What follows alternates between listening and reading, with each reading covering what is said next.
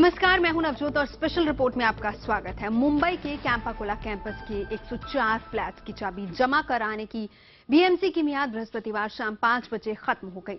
ये वो फ्लैट्स हैं जिन्हें बिल्डर ने अवैध तरीके से बनाया था। मामला सुप्रीम कोर्ट तक पहुंचा, लेकिन फ्लैट मालिकों को राहत नहीं मिली।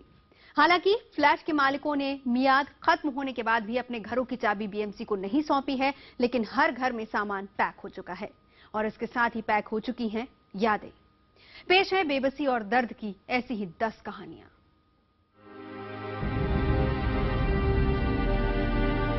हमारा घर है ये, this is our house. Government has to understand that, BMC and the courts also have to understand that. कहाँ जा सकते हैं, कोई रास्ता नहीं है। हमको जेल में डाल देवे, रहने के लिए या तो जगह दे। इतना सब चल रहा है, पेरेंट्स टेंशन में है, सब लोग इधर, बहुत कुछ हो रहा है, नोटिस आ रहे हैं। मेरे पास कुछ भी नहीं है कि मैं उससे कल की रोटी कैसे बनेगी, मुझे तो ये भी नहीं मालूम है। जिस पे बीतती है उसे वही जान सकता है क्या। ये भ्रष्टाचार देश के अंदर मेरे को नहीं रहना है।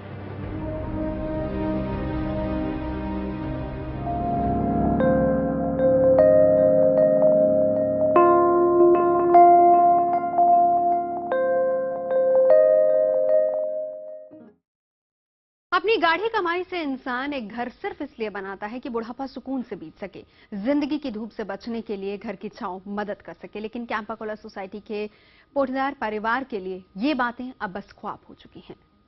परिवार के सभी सदस्य सीनियर सिटीजन हैं। जिस उम्र में लोग भारी काम करने से बचते हैं, उस उम्र में परिवार के लोग सामान पैक कर रहे हैं और सोच ये रहे हैं कि आखिर जाएं तो जाएं कहां।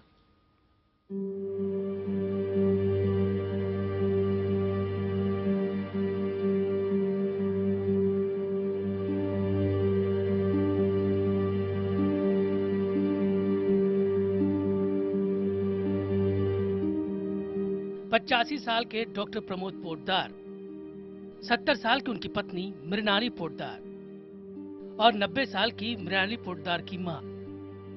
कैंपाकोला कैंपस के पोद्दार परिवार में सभी लोग सीनियर सिटीजन हैं, लेकिन इस उम्र में ये परिवार अब घर का सामान पैक कराने में मजदूरों की मदद कर रहा है। पोद्दार परिवार कैंपाकोला कैंपस में 25 साल से रह रहा है। अब ये यही सवाल पूछ रहे हैं कि इस उम्र में जाए तो जाए कहां। बिल्डर ने उनके साथ धोखा किया, सरकारी एजेंसियों ने अवैध बिल्डिंग को बनने से रोका नहीं, अपनी गाढ़ी कमाई से उन्होंने फ्लैट खरीदा। उस वक्त बताए गए सारे नियम कायदे पूरे किए, ऐसे में उनकी गलती कहां है? वैसे तो आदर्श के लिए भी कोर्ट का न्याय है ना, डिमोलिश करने के लिए, तो वो क्यों नहीं किया? क्योंकि उसमें सब मिनिस्टरों के फ्लैट्स है, इसलिए नहीं हो सकता। हम आम आदमी है, इसलिए हमारी किसी को परवाह नहीं है। हम कहीं भी जाए, कहीं भी मरे, जो हमारा हक का घर है वो भी छीनना उन्हीं का काम है।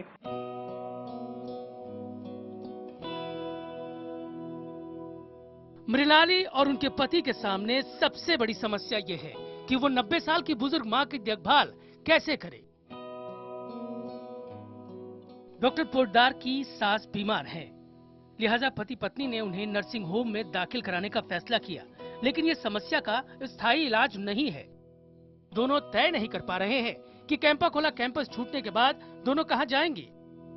वो भी जल्दी मिट जाए तो भी हमको कुछ वादा नहीं। इतने तक हमारी मन की स्थिति हो गई। कल तो मरना ही है, आज मरेंगे तो भी चलेगा, कोई वादा नहीं।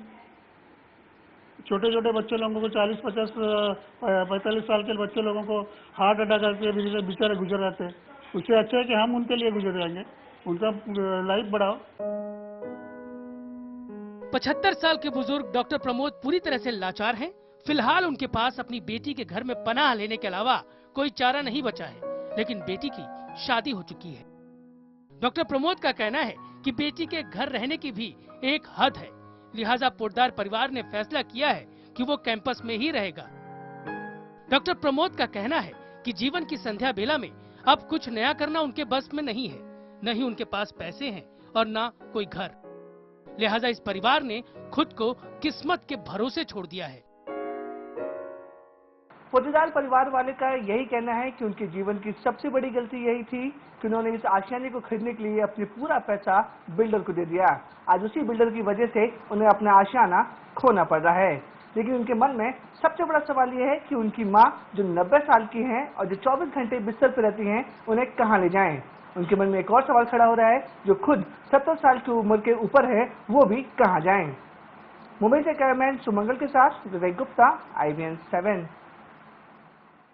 कैंपाकोला कैंपस में आशियाने उछड़ रहे हैं तो इस दर्द को सबसे गहराई से महिलाएं महसूस कर सकती हैं, जो घर को संवारने के लिए अब तक तिनका तिनका जोड़ती आई हैं। वो महिलाएं अब बसेरे को उजड़ते देख रही हैं।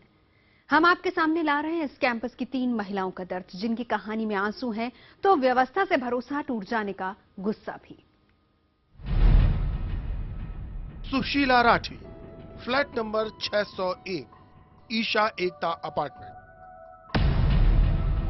कला Sinha, flat number 603, Isha Ekta apartment. Manju Rathi, flat number 602, Isha Ekta apartment. Campa Cola society में रहने वाली 3 औरतों को बेघर होने के दर्द ने एक जैसे हालात में ला खड़ा किया। तीनों ही महिलाओं के घर में सामान पैक किए जा रहे हैं। उजड़ने का दर्द गुस्से, अफसोस और लाचारगी बनकर आंखों के रास्ते से आंसू बनकर बाहर आ रहा है। सुशीला राठी के लिए आंसू रोकना नामुमकिन है। अपनी आंखों के सामने वो अपनी दुनिया उजड़ते देख रही हैं। सुशीला के पति की तबीयत खराब रहती है, इसीलिए वो पति के साथ मुंबई छोड़कर अपने गांव में रहने चली गई। कैंपस के ईशा एकता अपार्टमेंट का अपना फ्लैट उन्होंने किराए पर दे रखा था। बेटे को पढ़ने के लिए किसी तरह अमेरिका भेजा, मगर तिनका तिनका जोड़कर बनाई गई सुशीला की ये दुनिया अब बर्बाद होने को है। फ्लैट के किराए से चलने वाली जिंदगी पर फुल स्टॉप लग गया है। इस मकान से मैं रेंट देके और मेरे घर का खर्चा, मेरे हस्बैंड की बीमारी का खर्चा चलता था। मेरे लड़के को मैं अमेरिका पढ़ने के लिए मेरे गोल्ड बेच के मैंने उसको अमेरिका पढ़ने भेजा है, लोन लेके पढ़ाई करने के लिए भेजा है। पर अब मेरे को लगता है कि मेरे पास कुछ भी नहीं है कि हम उससे कल की रोटी कैसे बनेगी, मुझे तो ये भी नहीं मालूम है। 67 साल की कला सिन्हा के सामने तो उनके अपार्टमेंट की अवैध मंजिलों से भी ऊंची चुनौतियों का पहाड़ खड़ा हो गया है। कला सिन्हा और उनके पति नौकरी से रिटायर हो चुके हैं। 1992 से इस अपार्टमेंट में उनका परिवार ही नहीं, उनके दिमागी रूप से कमजोर भाई का परिवार भी रहता था। अब एक घर में बसा 2 परिवारों का ये बसेरा ही नहीं उजड़ रहा है, बल्कि एक साथ कई मासूमों की जिंदगी ही दोराहे पर आ गई है। इस एरिया से भी मुझे जाना मुश्किल है, क्योंकि हमारे साथ मेरा एक मेंटली चैलेंज भाई रहता है। उसकी वर्कशॉप यहाँ महालक्ष्मी स्टेशन के पास में है, वो वहाँ जाता है। उसका एक 12 साल का लड़का है, वो यहाँ जीडी सोमानी स्कूल में जाता है, उसकी बस यहाँ आती है। हम तो किसी दूसरी एरिया में भी जाने को नहीं सोच सकते हैं। ऐसा नहीं कि कला सिन्हा और उनके पति ने अदालत के आदेश के मुताबिक हल खोजने की कोशिश नहीं की। पिछले 6 महीने से कला सिन्हा अंधेरी से मलाड तक रहने के लिए नया बसेरा तलाश रही है, लेकिन आसमान छूती कीमतें सुनकर इनके हौसले जमीन पर धड़ाम से आ गिरते हैं। हमारे हस्बैंड की जो भी पर्सनल सेविंग्स थी, वो अगर हम घर में लगा देंगे तो हम खाएंगे क्या? अभी हमारी उम्र ऐसी भी नहीं है कि हम 80 की हो गए हो जो हम सोचे हम 2-4 साल 5 साल बचेंगे। मेरे हस्बैंड अभी 70 टर्न होने वाले हैं।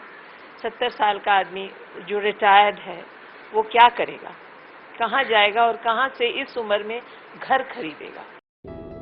कला सिन्हा और सुशीला राठी की आंखों में जहां आंसू है, वहीं मंजू राठी की आंखों में गुस्सा है।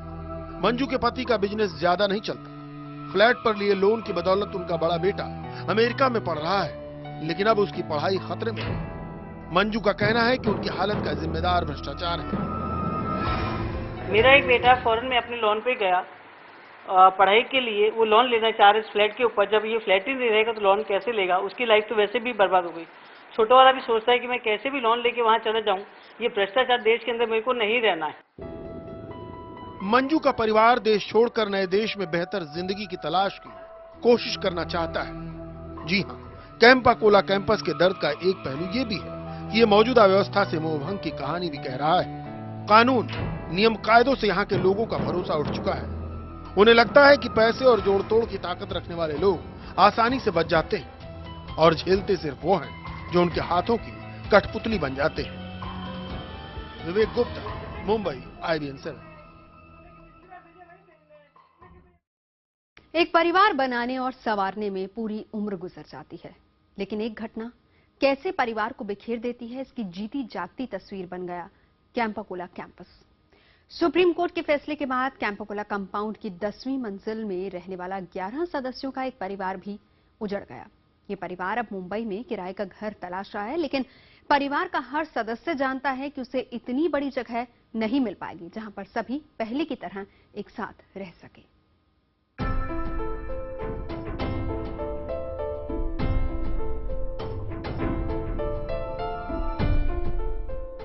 गत्ते के डिब्बों में बंद ये सिर्फ सामान नहीं है, ये एक भरे पूरे परिवार की खुशी के डिब्बे में कैद हो जाने की दास्तां है, जिसमें दादी है, पापा है, मम्मी है, बेटा है और 1.5 साल का सबसे नया मेहमान भी है।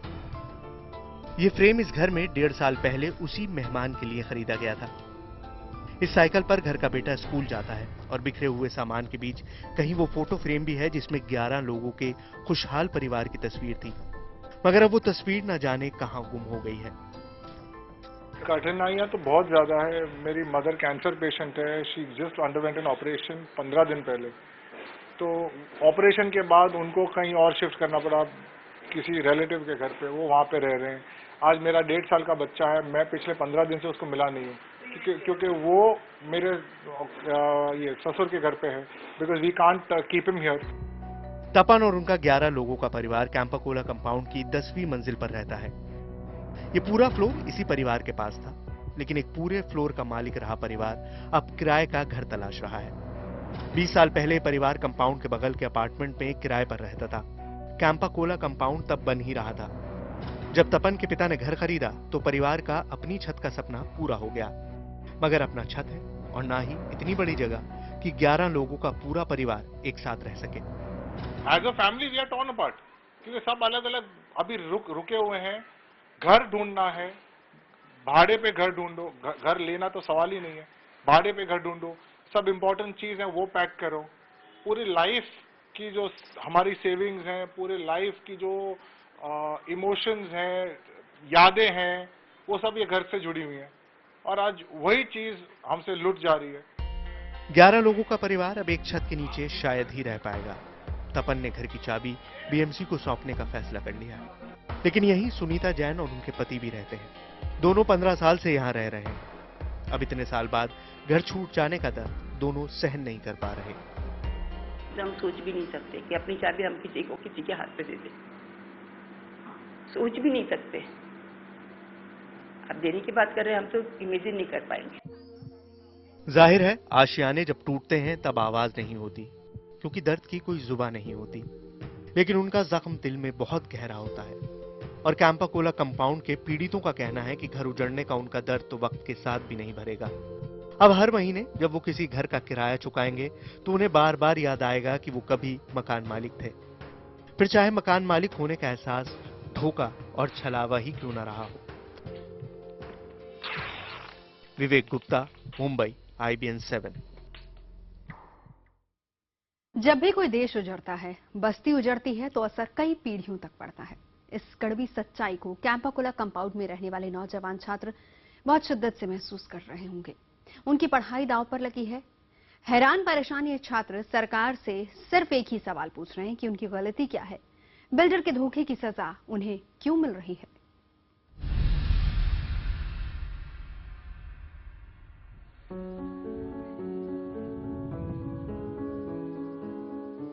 18 साल का शीतांशु भी कैंपाकोला कैंपस में रहता है। इसी घर में वो पैदा हुआ, यहीं पला बढ़ा, पर जब से यहाँ के लोगों पर उनका आशियाना छीनने का खौफ मंडराने लगा, तब से शीतांशु की पढ़ाई भी प्रभावित हो गई। पिछले साल जब उसके 10वीं की बोर्ड परीक्षाएं चल रही थी, उसी दौरान BMC ने लोगों को घरों से निकालना शुरू किया था। जाहिर है इसका असर उसके इम्तिहान पर भी पड़ा। बहुत डिस्टर्बेंस हो रहा है, मेरे को मालूम नहीं मैं क्या करूं। मैं कॉलेज नहीं जा रहा हूं, ये सब दिन इतना सब चल रहा है, पेरेंट्स टेंशन में है, सब लोग इधर बहुत कुछ हो रहा है, नोटिस आ रहे हैं। 19 साल के विराज और उसकी बहन की पढ़ाई पर भी इसका बुरा असर पड़ा है। एक तो आशियाना उजड़ने का दर्द और दूसरा कहां जाएं इसका तनाव। पिछले साल से ही इन भाई बहनों की पढ़ाई बुरी तरह प्रभावित है, लेकिन फिलहाल बड़ी परेशानी ये है कि घर छिनने के बाद आगे क्या होगा, कहां जाएंगे, कहां रहेंगे। थक गए अभी वापस नोटिस आया, 1 हफ्ते का बढ़ा दिया, फिर पहले 6 महीने बढ़ा दिया, तो ये कंटिन्यूसली कर दिमाग का हालत ठीक नहीं होता। जिनके आशियाने उजड़ रहे हैं, जिनकी जिंदगी भर की कमाई लुट रही है, तिनका तिनका करके जोड़ा गया घर बिखर रहा है। जाहिर है उनके दर्द, उनकी परेशानी को बयां कर पाना आसान नहीं। हर कोई परेशान है, चाहे वो बड़े हों, बुजुर्ग हों या फिर नौजवान या बच्चे। कैंपा कोला कंपाउंड में बहुत से ऐसे स्टूडेंट हैं जिन्होंने माहिका की तरह अपने सारे बुक्स और अपने सामान इस कार्टन में पैक कर दिए हैं। माहिका ने इस कार्टन में सिर्फ अपने बुक्स नहीं बल्कि अपने सपने, अपनी यादें और इस फ्लैट में सालों रहने वाली उम्मीदों को पैक किया है। इन बच्चों के मन में भी एक ही सवाल उठ रहा है कि इसके बाद वो कहां जाएं और अपनी पढ़ाई कैसे करें। मुंबई से कैमरामैन अरुण चिखले के साथ विवेक गुप्ता, IBN 7। अपने देश में रेफ्यूजी बन जाना आज के दौर में इससे बड़ा अभिशाप नहीं हो सकता। इस गम के दर्द में कैंपा कोला कैंपस के किसी परिवार के बुजुर्ग दुनिया से रुखसत हो गए, तो कहीं आजादी के दौर में भारत आकर बसे रेफ्यूजी एक बार फिर से रेफ्यूजी जैसी जिंदगी जीने के लिए मजबूर हो गए।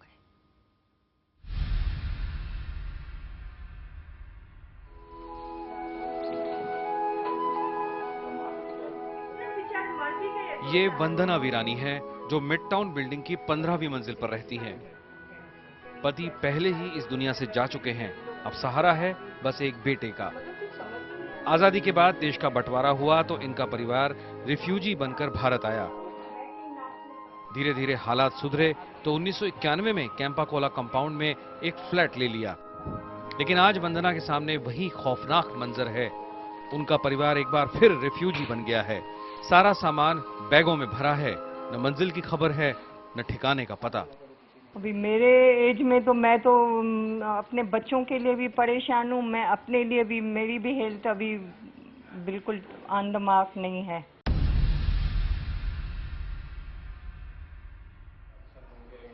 वंदना जैसा दर्द कैंपा कोला कंपाउंड में रहने वाले एक और परिवार का भी है। राजीव चावला का परिवार भी बंटवारे के वक्त रिफ्यूजी बनकर भारत आया था। फिलहाल राजीव अपने परिवार के साथ ऑर्किड बिल्डिंग में रहते हैं। BMC का नोटिस मिलने के बाद घर का सारा सामान दूसरी जगह भिजवा दिया गया है। राजीव का कहना है कि घर खाली करने के गम में कुछ दिन पहले ही उनके पिता इस दुनिया से चल बसे। हालांकि राजीव ने अभी हार नहीं मानी है। हमारा घर है ये, this is our house. Government has to understand that, BMC and the courts also have to understand that this is our house and we will fight for it till the end. BMC ने सभी अवैध flat वालों को गुरुवार शाम 5 बजे तक घर खाली करने की डेडलाइन दी थी।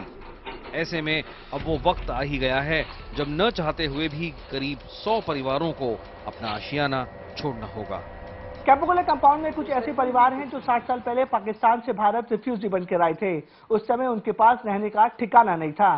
कई साल रहने के बाद एक बार फिर से वो अपने आप को रिफ्यूजी समझ रहे हैं। उन्होंने अपने घर का सामान को पैक कर लिया है, लेकिन अभी तक उनको ये समझ में नहीं आ रहा है कि वो इस सामान के साथ और खुद कहां जाएं और कैसे रहें। मुंबई से कैमरामैन मयूर के साथ विवेक गुप्ता, IBN 7। बिल्डर के धोखे ने 20 साल के बाद कैंपा कोला सोसाइटी को उजाड़ दिया। मुंबई जैसे शहर में जहां पर अपनी छत सपना है, वहां छत पाकर भी सैकड़ों लोग बेघर हो गए। आपने ऐसे ही 10 लोगों का दर्द देखा, लेकिन दर्द की कहानियां अभी जारी रहेंगी। छोटे से ब्रेक के बाद आपको दिखाएंगे स्पेशल रिपोर्ट में।